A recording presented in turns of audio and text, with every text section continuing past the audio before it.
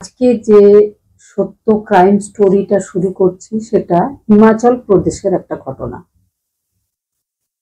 সিমলার থেকে কিছু দূরে রামগড় নামের একটা ছোট্ট এরিয়া, সেখানে একটা ফ্যামিলি থাকতো, একটা চাষি ফ্যামিলি, একটা নিম্ন মধ্যবিত্ত ফ্যামিলি।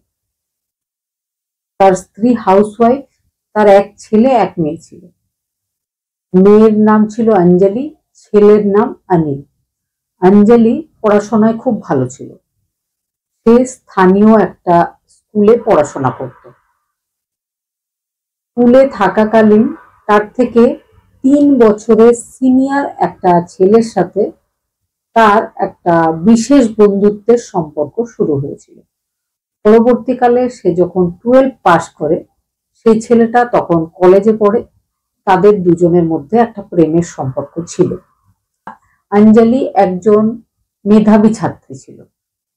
স্কুলের টিচাররা, প্রতিবেশীরা সবাই তাকে খুব ভালোবাসতো, কারণ সব সময় তার রেজাল্ট খুব ভালো হতো। যখন সে 12 পাস করেছিল, 98% নম্বর নিয়ে সে পাস করেছিল। সবাই খুব খুশি হয়েছিল। বাবা পুরস্কার হিসাবে তাকে একটা স্মার্টফোন কিনে দিয়েছিল। ওই ফ্যামিলিতে এর আগে কারোর কাছেই স্মার্টফোন ছিল না। অঞ্জলি সেই ফোনটা পেয়ে খুব খুশি হয়েছিল।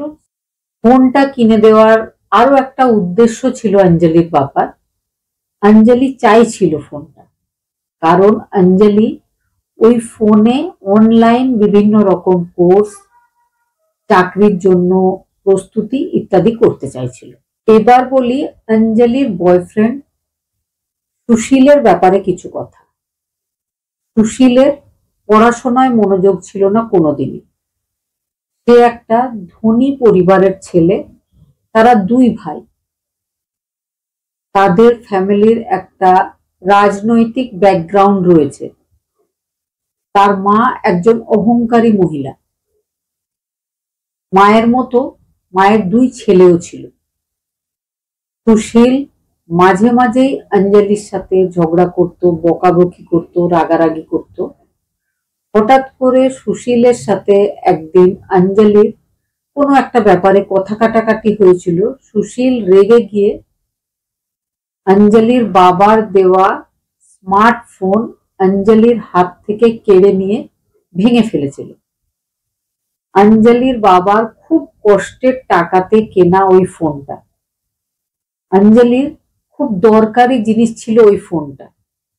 সে ওই ফোনটা নিয়েই অনলাইন পড়াশোনা করত। সে ভীষণ দুঃখ পায়। দুঃখ পেয়ে সেখান থেকে চলে যায়। অঞ্জলির মা দেখে যে মেয়ের মন খুব খারাপ। সে অঞ্জলিকে আদর করে জিজ্ঞেস করে যে কি হয়েছে। অঞ্জলির মাকে অঞ্জলি সব ব্যাপারটা বলে। অঞ্জলির মা বলে যে ঠিক আছে, আমি ওই ছেলেটার সাথে কথা বলে দেখছি, তাকে বোঝাবো।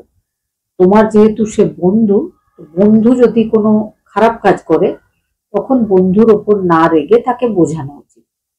অঞ্জলির মা ঠিক এইভাবে মেয়েকে বুঝিয়েছিল। অঞ্জলির মা ছেলেটাকে চিনত। সে ছেলেটার সাথে কথা বলে, তাকে বলে যে তুমি এইভাবে অঞ্জলির ফোন কেন ভেঙে দিয়েছো, অঞ্জলি খুব দুঃখ পেয়েছে, আমাদের খুব কষ্টের টাকার ফোন ছিল ওটা। সেই ছেলেটা মানে সুশীল কিচ্ছু বুঝতে চায়নি। উপরন্তু অঞ্জলির মায়ের সাথেও উঁচু গলায় কথা বলে, রাগারাগি করে, এমনকি গালাগালিও করে। অঞ্জলির মা বাড়ি ফিরে এসে পুরো ব্যাপারটা অঞ্জলিকে বলেছিল। অঞ্জলিকে এটাও বলেছিল ছেলেটা একদম ভালো ছেলে নয়, ওর সাথে তোমার আর না মেশাই উচিত।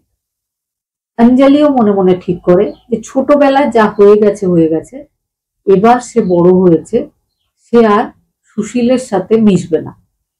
তারপর থেকে সে সুশীলের সাথে কথা বলা টোটালি বন্ধ করে দেয়। 2021 সাল। অঞ্জলির বয়স 20 বছর। অঞ্জলি কলেজের স্টুডেন্ট। তার গ্রাজুয়েশন এখনো হয়নি, কিন্তু তার পোস্টাল ডিপার্টমেন্টে চাকরি হয়ে গেছিল।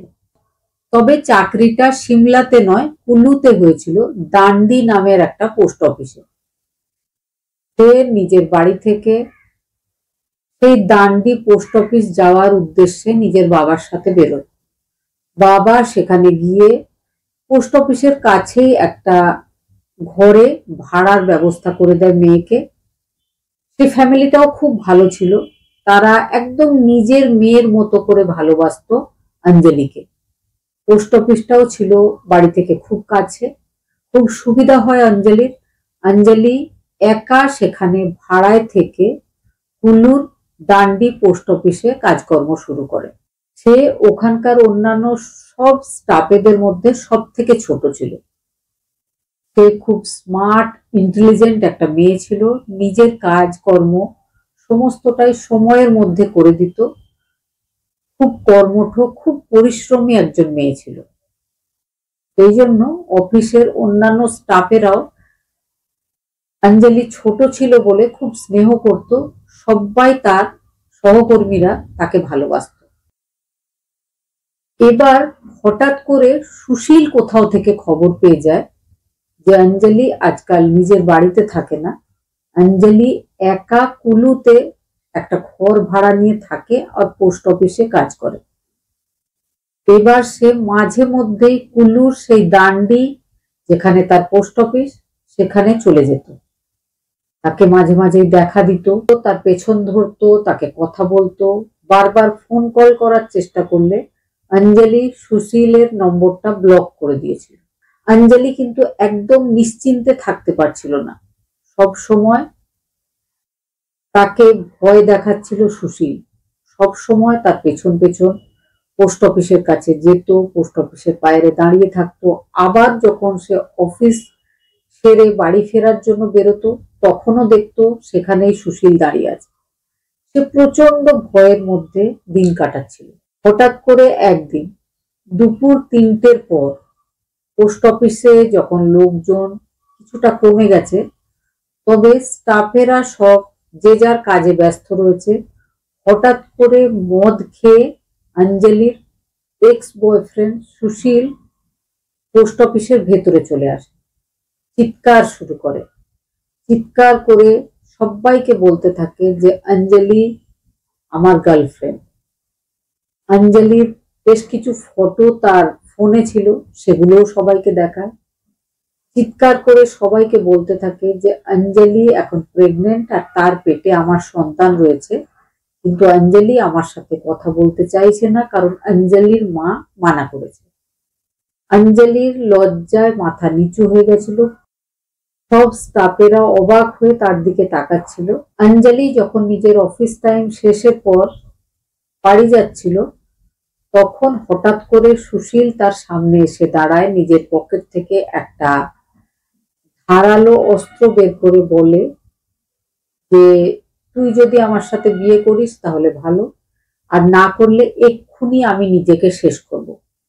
অঞ্জলি ভয় পেয়ে যায়, তাকে আটকায়, বলে প্লিজ এই ধরনের কিছু করো না, আমি রাজি আছি, আমি তোমার সাথে বিয়ে করব।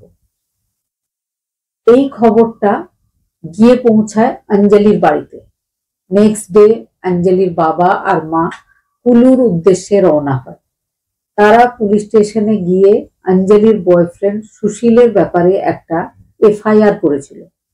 এদিকে তাদের কাছে খবর আসে যে তাদের মেয়ে কোর্ট ম্যারেজ করেছে সুশীলের সাথে। এই ব্যাপারে মা আর বাবা যখন শিওর হয়ে যায় যে সত্যি সত্যি তাদের মেয়ে তাদেরকে না জানিয়ে বিয়ে করে ফেলেছে সুশীলের সাথে, তারা আর কিচ্ছু বলে না, মেয়ের সাথে দেখাও করে না। তারা নিজেদের রামগড়, নিজেদের গ্রামে ফিরে চলে আসে। তারা ভাবে ঠিক আছে, মেয়ে যদি বিয়ে করেছে, মেয়ে যদি সুখে থাকতে পারে তো অবশ্যই তারা খুশি হবে, মেয়ে ভালো থাকে। প্রায় 4 মাস কাটে। অঞ্জলির সাথে অঞ্জলির বাড়িতেই সুশীল থাকছিল। অঞ্জলির বাড়ির লোকজন অঞ্জলির সাথে একবারও যোগাযোগ করেন। হঠাৎ করে আবারও একদিন অঞ্জলির সাথে সুশীলের ঝগড়া হয়। আবার সুশীল অঞ্জলির ফোন ভাঙে, অঞ্জলিকে মারধর করে। অঞ্জলি এবার নিজের বাপের বাড়িতে ফিরে আসে। ফিরে এসে কান্নাকাটি করে। মা বাবা অঞ্জলিকে বোঝায়, সঙ্গ দেয়, বলে আমরা সব সময় সব সিচুয়েশনে তোমার সাথে আছি, তুমি এইভাবে ভেঙে পড়লে কিভাবে চলবে। অঞ্জলি অ্যাপ্লিকেশন দেয়, কুলু থেকে তার ট্রান্সফার হয় সিমলাতে, তবে তার বাপের বাড়ির কাছে নয়, সামাথালা গাঁও বলে একটা জায়গা, সেখানে। সেখানে তার পোস্টিং হওয়ার পরে সে সেখানে গিয়ে জয়েন করে। এদিকে তার যে ছোট ভাই, সে 12 পাস করেছিল, এবার তার কলেজ যাওয়ার সময়। মা বাবা ঠিক করে যে অঞ্জলি একা থাকে, তার থেকে ভালো অঞ্জলির ভাইকে যদি অঞ্জলির কাছে পাঠিয়ে দেওয়া হয়। কাছেই কলেজ ছিল, ভাই দিদির সাথে থাকতে শুরু করে আর কাছের একটা কলেজে অ্যাডমিশন নিয়ে নেয়। এবারে অঞ্জলি আর অঞ্জলির ভাই অনিল দুজন একসাথে থাকতো, দুজন বাজার করতে যেত, রান্না বান্না করত। কিছুদিন সুশীল তাদেরকে বিরক্ত করেনি, তবে আবার 2-4 মাস পরে সুশীল বারবার আগের মতোই তাদের কাছে যেতে শুরু করে। এমনকি তারা হয়তো খাচ্ছে, তাদের বাড়িতে নক করলো, তারা দরজা খুললে সেও গিয়ে তাদের সাথে খাওয়া দাওয়া শুরু করে। মাঝে মাঝে তাদের সাথেই, তারা খাটে ঘুমোচ্ছে, সে হয়তো নিচে একটা বিছানা পেতে নিয়ে শুয়ে পড়লো। তাদেরও মনে হয় যে সুশীল এবার ধীরে ধীরে চেঞ্জ হচ্ছে, তাদের সাথে ভালোভাবে মেশার চেষ্টা করছে। তাদেরও ব্যাপারটা খারাপ লাগছিল না। এখন অঞ্জলির ভাই অনিল, সেও বেশ বড় হয়েছিল, সেও মাঝে মাঝে সুশীলকে বোঝায় যে তুমি যেহেতু আমার দিদির হাজবেন্ড, তোমার উচিত নিজেকে শুধরে নেওয়া, আমার দিদির সাথেই থাকা, আমি না থেকে তুমি যদি এখানে থাকো তো বেশি ভালো হয়। এবার ধীরে ধীরে সত্যি সুশীল একটু যেন চেঞ্জ হচ্ছিল। অনিল এক সময় মাঝে মাঝেই আজকাল নিজের বাড়ি চলে যায়, সেই সময় সুশীল নিজের স্ত্রী মানে অঞ্জলি তার কাছে থাকে।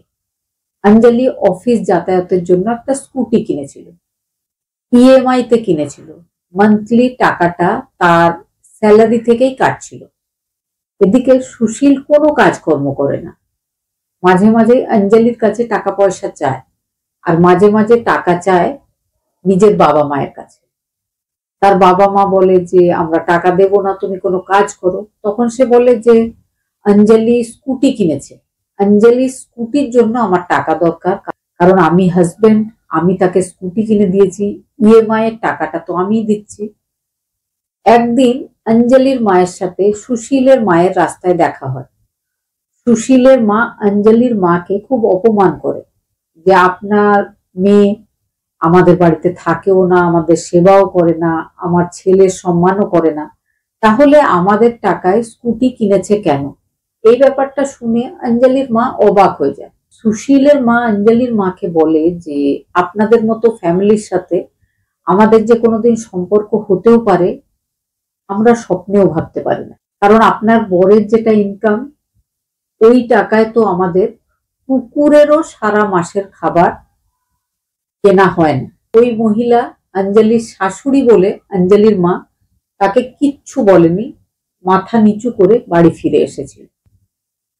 2022টা কোনোভাবে কাটলেও 2023-এ আবার সুশীল ড্রিঙ্ক করা শুরু করে, স্মোকিং শুরু করে, প্রত্যেক দিন অঞ্জলির সাথে ঝগড়া শুরু করে, মাঝে মাঝে সে হাত তোলাও শুরু করে।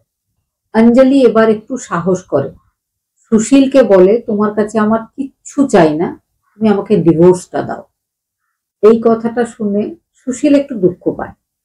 সুশীল বলে ডিভোর্স নেওয়ার দরকার নেই, কিন্তু আমি আজকে কথা দিচ্ছি আমি আর তোমার সাথে কথাও বলবো না, তোমাকে বিরক্তও করব না, এই বলে সে চলে যায়। 2024 সাল আসে। 2024টা অঞ্জলির খুব ভালো কাটে। অঞ্জলির সাথে অঞ্জলির ভাই ছিল।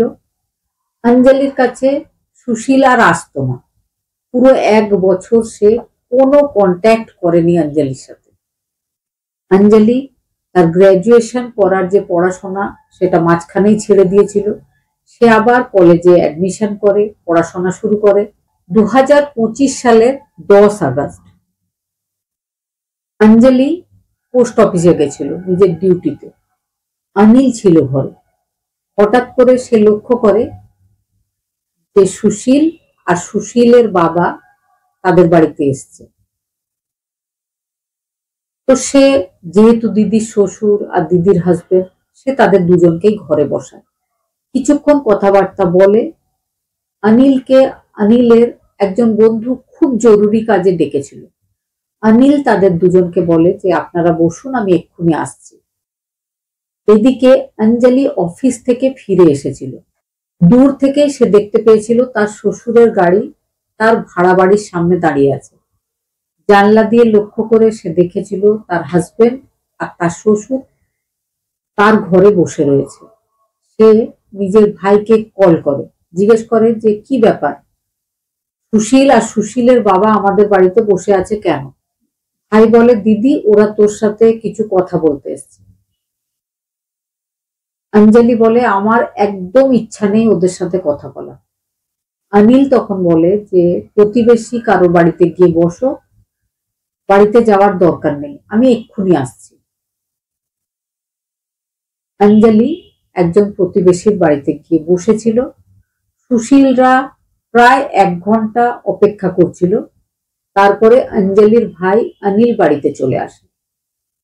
অনিল তাদের দুজনকে বলে যে জানি না কি কারণে আজকে দিদির অফিস থেকে আসতে খুব দেরি হচ্ছে, আজকে আর দেখা হবে না, পরে দিদিকে বলবো কল করতে।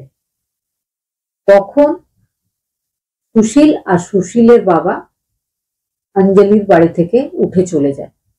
অঞ্জলি বাড়ি ফিরে আসে, তারপরে রোজকার মতো সে রান্না করে, ঘর পরিষ্কার করে।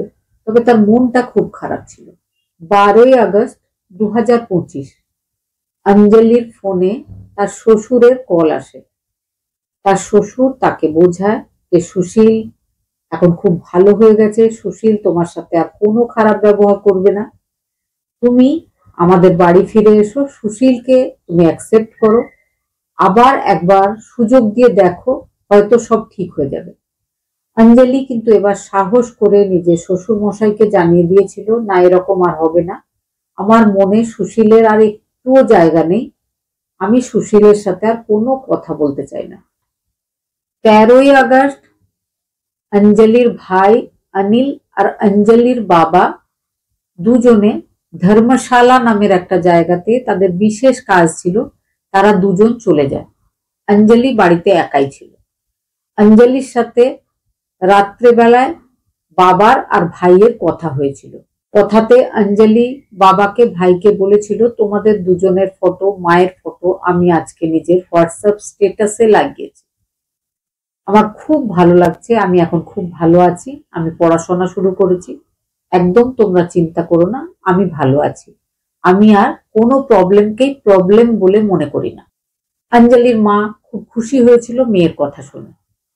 অঞ্জলি নিজের এক বন্ধুর সাথে রাত্রেবেলায় ভিডিও কলও করেছিল। 14 আগস্ট দুপুরবেলায় অঞ্জলির মা অঞ্জলিকে কল করে। অঞ্জলি ফোন রিসিভ করে না। অঞ্জলির মা ব্যাপারটা নিজের ছেলেকে আর নিজের হাজবেন্ডকে জানায়। তারাও বারবার চেষ্টা করলে অঞ্জলি কল রিসিভ করে না। এইরকম কিন্তু কখনোই হতো না। সে যত কাজেই থাকুক, দরকার পড়লে সে একটা মেসেজ অন্তত করত, কিন্তু এইভাবে এতক্ষণ ধরে কল রিসিভ করছে না এমন হতো না। সেই জন্য অঞ্জলির বাবা মা সবাই খুব চিন্তা করছিল। তারপরে তারা প্রতিবেশীর বাড়িতে কল করে। প্রতিবেশীরা কল রিসিভ করে। প্রতিবেশীরা নিজেদের জানলা থেকে উঁকি মেরে দেখে, বলে অঞ্জলির বাড়িতে লাইট জ্বলছে, তার মানে অঞ্জলি বাড়িতেই আছে, চিন্তা করবেন না, সব ঠিক আছে, আমরা একটু পরে অঞ্জলির কাছে যাচ্ছি, তারপরে আপনার সাথে কথা বলিয়ে দিচ্ছি। কিছু পরে দেখা যায় যে অঞ্জলির অফিস থেকে দুজন লোক অঞ্জলির বাড়িতে এসছে। তারা পাশের বাড়ির প্রতিবেশীকে বলে যে অঞ্জলি আজকে অফিসে আসেনি। অঞ্জলি এর আগে কখনোই এরকম করেনি, ইনফর্ম না করে অফিস আসেনি, এরকম প্রথমবার হয়েছে। সেই জন্য আমরা দেখতে এসেছি অঞ্জলির কি হয়েছে বা সব ঠিকঠাক আছে কিনা। তারপরে তারা অঞ্জলির ভাড়া বাড়িতে গিয়ে ঢোকে। তারা দেখে দরজা ভেতর থেকে বন্ধ নেই, দরজাটা ঠেলা দিতেই খুলে গেছে। তারা ভেতরে গিয়ে অবাক হয়ে যায়, অঞ্জলি মেঝেতে পড়ে রয়েছে। অঞ্জলির নিঃশ্বাস চলছে না। সঙ্গে সঙ্গে পুলিশকে খবর দেওয়া হয়, অঞ্জলির বাড়িতেও খবর দেওয়া হয়। অঞ্জলির বাবা মা সবাই সেখানে যত তাড়াতাড়ি সম্ভব চলে এসেছিল। পুলিশ টিমকে বারবার অঞ্জলির বাবা আর মা বলছিল, আমাদের মেয়ে খুব সাহসী, খুব মজবুত একটা মেয়ে, সে কোনোভাবেই নিজেকে শেষ করতে পারে না। প্রাথমিক তদন্তে পুলিশের মনে হয়েছিল যে সে হয়তো নিজেকে শেষ করে ফেলেছে। সারা ঘরে কোনো সুসাইড নোট, কোনো বিষাক্ত পদার্থ যেটা হয়তো খেয়ে সে নিজেকে শেষ করেছে, সেরকম কিছুই পাওয়া যায়নি। অঞ্জলির বিভিন্ন ফটো আর অঞ্জলির জীবনের এই ঘটনা ফোনে ফোনে ঘুরছিল। সব লোকজন তদন্তের রেজাল্ট চাইছিল। সবাই জানতে চাইছিল যে অঞ্জলির যে পরিণতি হয়েছে তার জন্য দায়ীটা কে। শেষ পর্যন্ত 19 আগস্ট সিসিটিভির একটা ফুটেজ পুলিশ পেয়েছিল, যেটা ছিল অঞ্জলি যে বাড়িতে থাকতো তার অপোজিটে একটা হোটেল ছিল। সেই হোটেলে একটা সিসিটিভি ক্যামেরা লাগানো ছিল। সেটার ফুটেজ যখন পুলিশ টিম চেক করেছিল, 13 তারিখ রাত্রেবেলার সিসিটিভি ফুটেজ। 13 তারিখ রাত্রেবেলায় 10:30টার সময় সুশীলকে দেখা গেছিল বাইক নিয়ে অঞ্জলির বিল্ডিং এর কাছে আসতে, পার্কিং এ নিজের গাড়িটাকে রেখে অঞ্জলির বাড়ির দিকে এগিয়ে যেতে। তারপরে তাকে সেখান থেকে 11:30টার সময় বাইরে বেরিয়ে যেতে দেখা গেছিল।